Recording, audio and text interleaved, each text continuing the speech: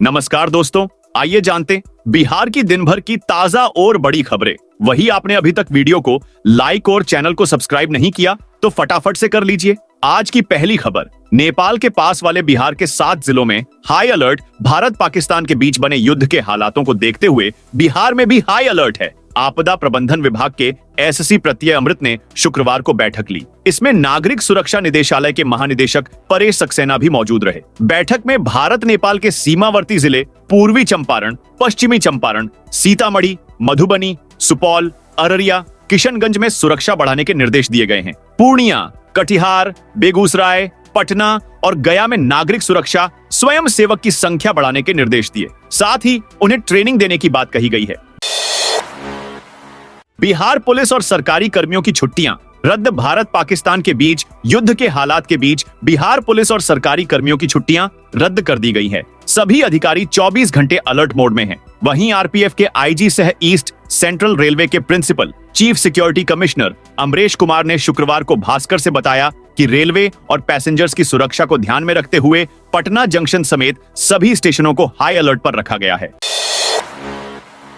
सिपाही भर्ती परीक्षा का रिजल्ट जारी। सीएसबीसी ने शुक्रवार को 21,391 सिपाही की भर्ती परीक्षा का रिजल्ट जारी किया है। इसमें 8 ट्रांसजेंडर भी सिपाही बने हैं। साथ ही 11,178 महिलाएं दारोगा बनी हैं। 8 ट्रांसजेंडर में से एक दिव्या गोपालगंज की रहने वाली, वह रहमान सर के पास पढ़ती है। सिपाही भर्ती एग्जाम में कुल 17,87,720 अभ्यर्थियों ने रजिस्ट्रेशन कराया था। इसमें से 11,95,101 ने अगस्त 2024 में आयोजित 6 चरणों के रिटर्न एग्जाम दिया था।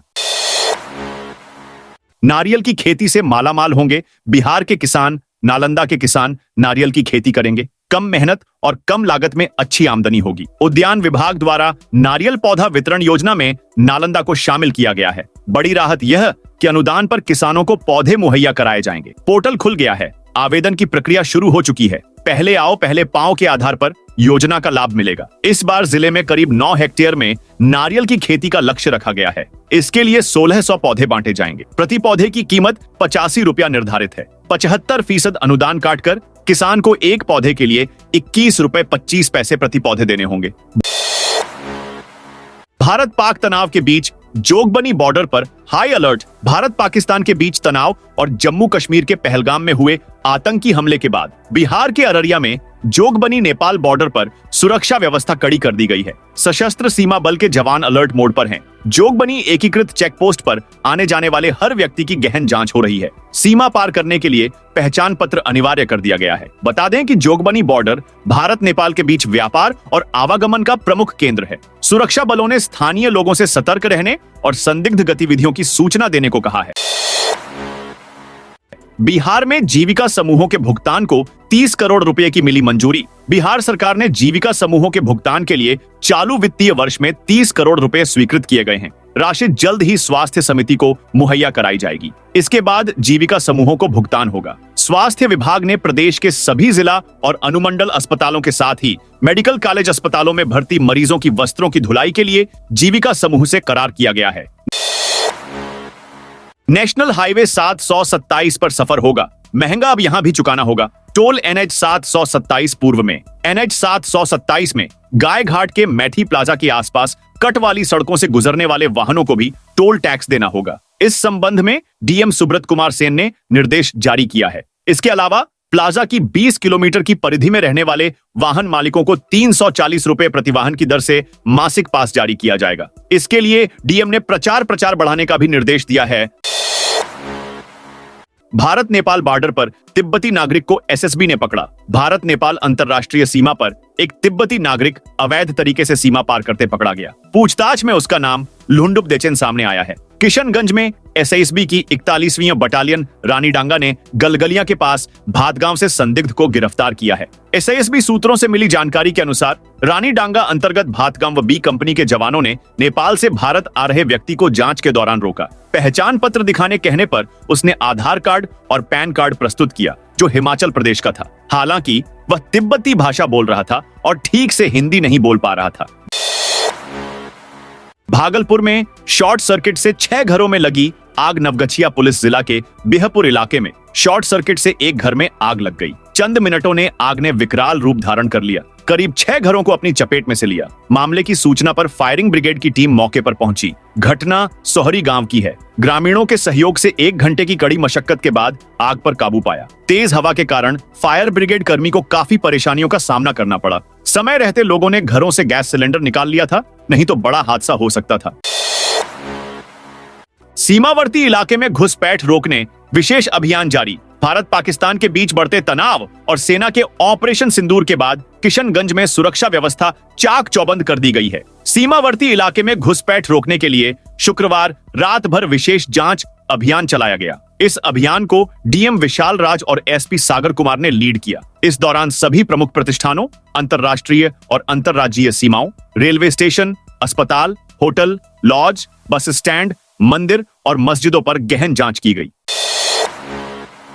साइबर हमले को लेकर बक्सर पुलिस अलर्ट। बक्सर के पुलिस अधीक्षक शुभम आर्य ने साइबर हमलों को लेकर जिले में हाई अलर्ट जारी किया है। भारत पाकिस्तान के बीच तनाव के माहौल में साइबर हमलों का खतरा बढ़ गया है। एसपी आर्य ने बताया कि दुश्मन देश भारत पर साइबर हमले की साजिश रच रहे हैं। इनका उद्देश्य जनता को भ्रमित करना और संवेदनशील जानकारी चुराना है। उन्होंने लोगों को .apk फाइल्स और अनजान नंबरों से आने वाले कॉल या मैसेज से सावधान रहने की सलाह दी है। जिले में विशेष सतर्कता अभियान शुरू किया गया है। पुलिस ने संवेदनशील स्थानों पर निगरानी बढ़ा दी है। साइबर कैफे और इंटरनेट सेवा केंद्रों की जांच की जा रही है। साइबर सेल और स्थानीय थानों को संदिग्ध गतिविधियों पर तुरंत कार्रवाई के निर्देश दिए गए हैं। बिहार में हीट वेव का अलर्ट, वर्षा व धूप छांव के खेल के बाद फिर राजधानी का पारा चढ़ने लगा है। मौसम विज्ञान विभाग ने भी पटना समेत प्रदेश में हीट वेव चलने की आशंका जताई है। इसे देखते हुए स्वास्थ्य विभाग के निर्देशानुसार अस्पतालों ने अपनी तैयारी शुरू कर दी है। गर्मी जनित रोगों की चपेट में आए लोगों के त्वरित व प्रभावी उपचार के लिए अस्पतालों में कोल्ड रूम बनाए जा रहे हैं। मेडिकल कॉलेजों से लेकर सदर अस्पताल, प्राथमिक व सामुदायिक स्वास्थ्य केंद्रों तक में इनके लिए बेड आरक्षित किए जा रहे हैं। पीएमसीएच, एनएमसीएच जैसे मेडिकल कॉलेजों में 20-20, जिला अस्पताल में 10 व पीएचसी व सीएचसी में 5-5 बेड आरक्षित किए गए हैं। पटना में महाराणा प्रताप की जयंती के मौके पर भामा सम्मेलन का आयोजन किया गया। इस कार्यक्रम में मंत्री नीरज बबलू ने कहा कि सभी लोग हाथों में तलवार लेकर तैयार रहिए, हमें कभी भी लड़ाई के लिए जाना पड़ सकता है। बिहारियों को अगर छूट दिया जाए तो पाकिस्तान को धूल चटा देगा। उन्होंने आगे कहा कि आप अपने क्षमता का सही उपयोग करें, अपने क्षमता का दुरुपयोग न करें। हमारा देश युद्ध कर रहा है, हमें अपने सेना पर गर्व हो रहा है जो पाकिस्तान में घुसकर वार कर रहा है। पाकिस्तान रो रहा है कि हमको बचाओ, लेकिन पाकिस्तान को कोई पानी भी नहीं देने वाला। वाल्मीकि नगर हवाई अड्डे को उड़ान योजना की मंजूरी। वाल्मीकि नगर हवाई अड्डे को मिली उड़ान योजना की मंजूरी। छोटे विमानों से होगी सेवा शुरू। 19 सीटों वाले विमान उड़ेंगे। पर्यटन और आपदा प्रबंधन को मिलेगा लाभ। बिहार सरकार ने जमीन देने पर दी सहमति। बगहा सालों की प्रतीक्षा के बाद वाल्मीकि नगर हवाई अड्डे से हवाई सेवाओं की शुरुआत का रास्ता साफ हो गया है। केंद्र सरकार की उड़ान योजना के तहत यहां से 19 सीटर विमानों के परिचालन को मंजूरी मिल गई है।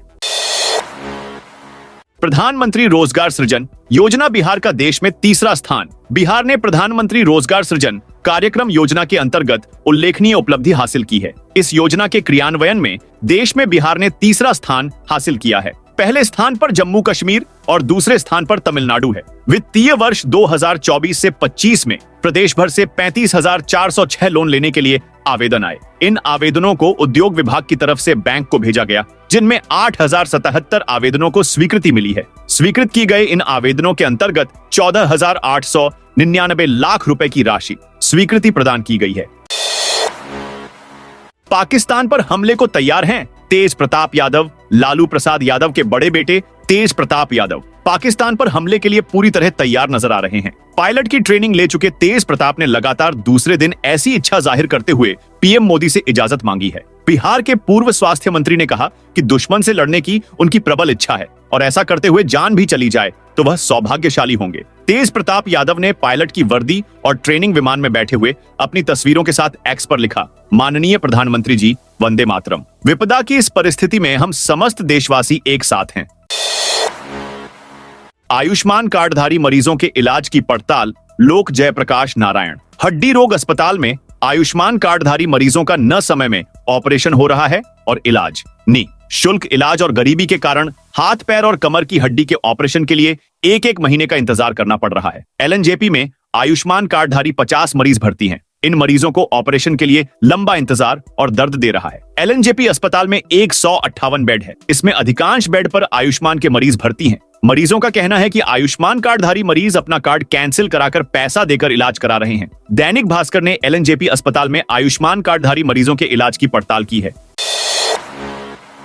टीएमबीयू में ग्रेजुएशन के लिए एडमिशन शुरू। तिलका मांझी भागलपुर यूनिवर्सिटी ने स्नातक सत्र 2025-29 में नामांकन की प्रक्रिया को लेकर शेड्यूल जारी कर दिया है। आज से स्टूडेंट्स एडमिशन ले सकते हैं। जारी अधिसूचना के अनुसार पहली मेरिट लिस्ट आज जारी की जाएगी। आज से ही नामांकन की प्रक्रिया शुरू हो जाएगी, जो 22 मई तक चलेगी। फर्जी आधार कार्ड पर देश में बड़ी संख्या में घुसे विदेशी। फर्जी आधार कार्ड पर देश में बड़ी संख्या में विदेशी नागरिक अवैध रूप से प्रवेश कर गए हैं। यही नहीं, फर्जी आधार कार्ड बनाए जाने का बड़ा रैकेट काम कर रहा है। इस रैकेट के सीमा पार आपराधिक तत्वों से साठगांठ के बाद स्थिति गंभीर हो गई है। इस संबंध में केंद्रीय गृह और विदेश मंत्रालय ने अलर्ट जारी किया है। इसके बाद बिहार के सभी डीएम, एसएसपी और एसपी को आधार कार्ड के ऑफलाइन सत्यापन का राज्य के गृह विभाग ने निर्देश दिया है। आधार के सत्यापन को लेकर एसओपी भी जारी किया गया है।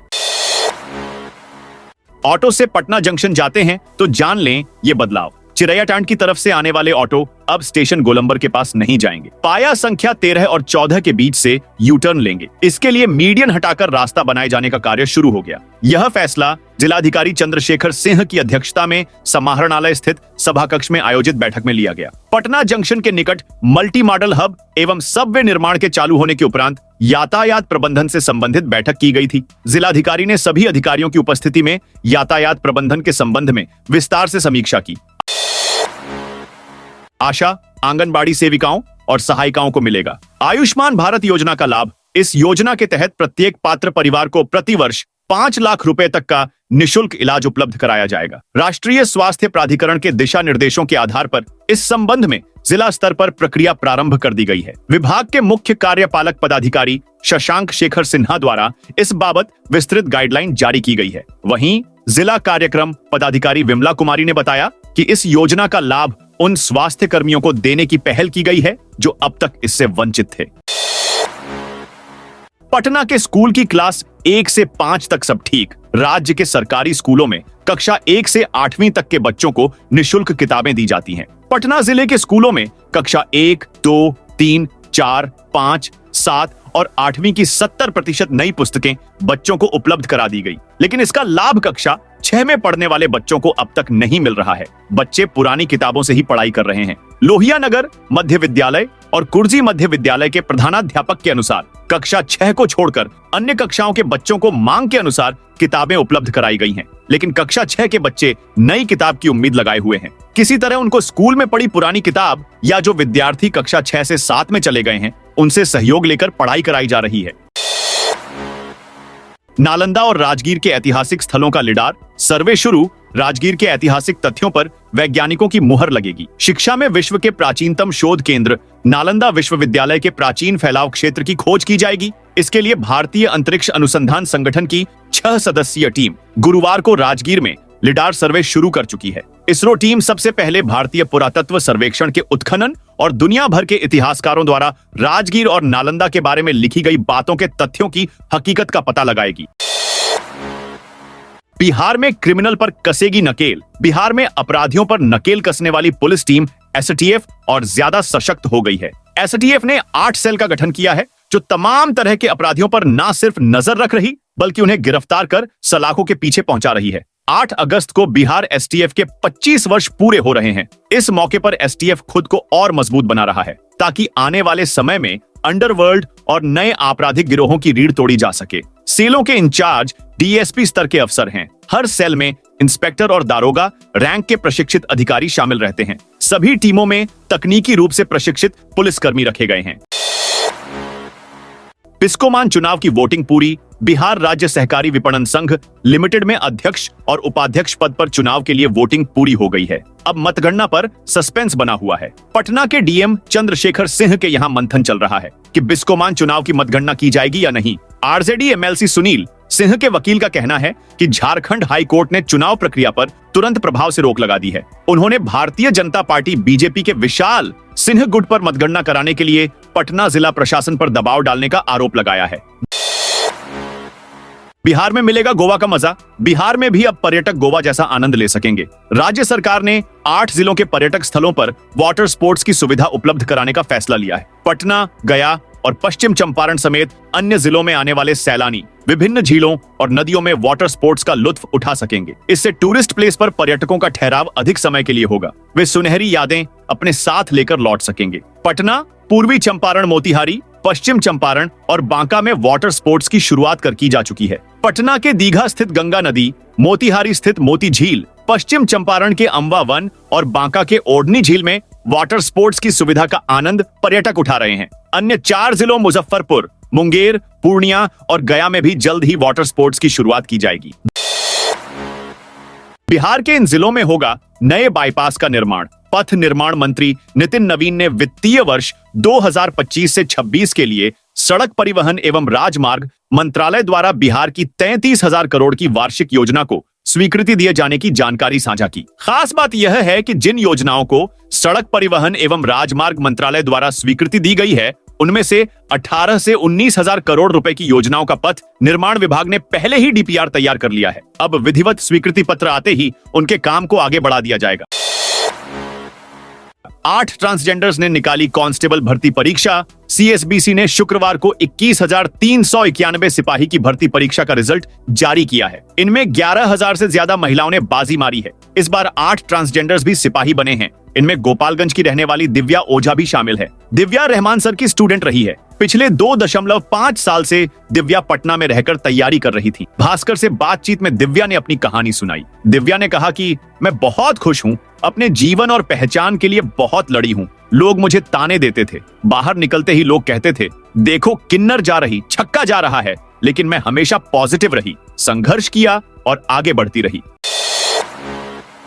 बिहार विश्वविद्यालय में 50 करोड़ रुपए के घोटाले का आरोप। मुजफ्फरपुर के बीआरए बिहार विश्वविद्यालय में 50 करोड़ रुपए के कथित घोटाले का मामला सामने आया है। एमएलसी दिनेश प्रसाद सिंह ने राज्यपाल को पत्र लिखकर विश्वविद्यालय के कुलपति प्रो दिनेश चंद्र राय और महाविद्यालय निरीक्षक राजीव कुमार पर आरोप लगाए हैं। एमएलसी ने 2 मई 2025 को लिखे पत्र में कहा कि विश्वविद्यालय के परीक्षा कोष से बिना ग्लोबल टेंडर के 50 करोड़ रुपए की अनियमितता की गई। उन्होंने आरोप लगाया कि बैरगनिया के प्रिया रानी राय डिग्री कॉलेज के खाते से कुलपति की मिलीभगत से इंस्पेक्टर राजीव कुमार ने 50 लाख रुपए की अवैध निकासी की। कर्नल सोफिया बोली, पाकिस्तान नागरिकों को ढाल बना रहा विदेश मंत्रालय ने शुक्रवार शाम 5:30 पर पाकिस्तान के साथ तनाव पर लगातार तीसरे दिन प्रेस कॉन्फ्रेंस की। इसमें विदेश सचिव विक्रम मिस्री के साथ कर्नल सोफिया कुरैशी और विंग कमांडर व्योमिका सिंह मौजूद रहीं। इससे पहले 7 और 8 मई को भी सरकार की तरफ से ऑपरेशन सिंदूर की जानकारी दी गई थी। 8 से 9 मई की मध्य रात्रि को पाकिस्तानी सेना ने सैन्य बुनियादी ढांचे को निशाना बनाने के इरादे से कई बार हमला किया। अंतरराष्ट्रीय सीमा पर 36 स्थानों पर घुसपैठ का प्रयास किया गया। करीब 300-400 ड्रोन का इस्तेमाल किया। इनका मकसद खुफिया और वायु रक्षा प्रणालियों की जानकारी लेना था। शुरुआती जांच में यह सामने आया कि तुर्की के ड्रोन थे। इनकी जांच की जा रही है। भारतीय सेनाओं ने इन्हें नष्ट कर दिया। एक यूएवी भी मूवमेंट कर रही थी, जिसे निष्क्रिय कर दिया गया।